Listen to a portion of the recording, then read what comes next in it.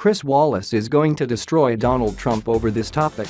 Trump will have nowhere to hide. Just weeks ago, Democrats were dreading the prospect of Fox News' Chris Wallace moderating the final presidential debate of the cycle. Now that Hillary Clinton has taken a commanding lead in the polls, fears that an anchor from a conservative news network would be particularly hard on the Democratic nominee have subsided, because it's unlikely that such potential bias would be a decisive factor in the November 8 election.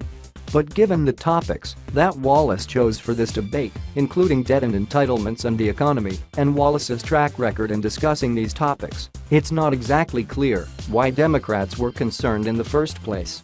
While Donald Trump got good marks from the press and focus groups during the first debate, when he focused his comments on trade deals and the economy, Trump has struggled to impressively discuss these topics for long stretches of time or under heavy scrutiny.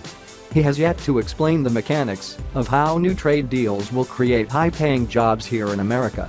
And it's unlikely that Chris Wallace will let this lack of specificity stand unquestioned. Just take a look at Chris Wallace and Donald Trump's history together on the debate stage for the answer why, from the March 3, 2016 Republican debate.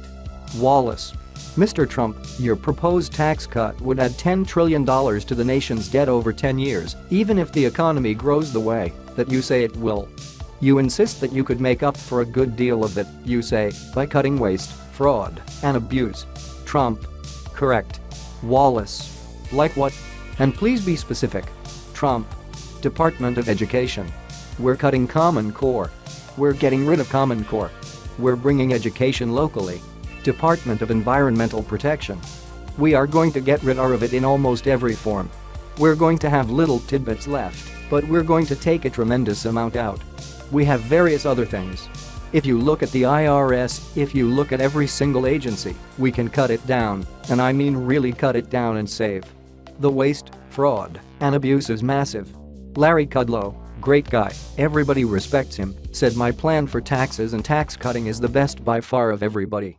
Wallace: But, Mr. Trump, your numbers don't add up. Please put up full screen number 4. The Education Department, you talk about cutting. The total budget for the Education Department is $78 billion. And that includes Pell Grants for low-income students and aid to states for special education. I assume you wouldn't cut those things. The entire budget for the EPA, the Environmental Protection Agency, $8 billion. True mo? Okay, Wallace. The deficit this year is $544 billion. That's more than $500 billion. Your numbers don't add up, sir. Trump: Let me explain something. Because of the fact that the pharmaceutical companies are not mandated to bid properly, they have hundreds of billions of dollars in waste. We don't bid properly. We don't have proper bidding procedures. The reason we don't is because they take care of all of the senators, all of the congressmen, and they don't bid. They don't go out to bid.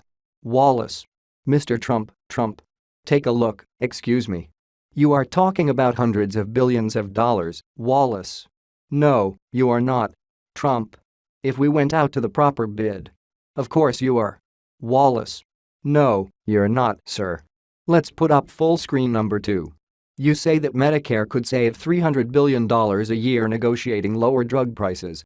But Medicare total only spends $78 billion a year on drugs. Sir, that's the facts. You are talking about saving more money on Medicare prescription drugs, Trump.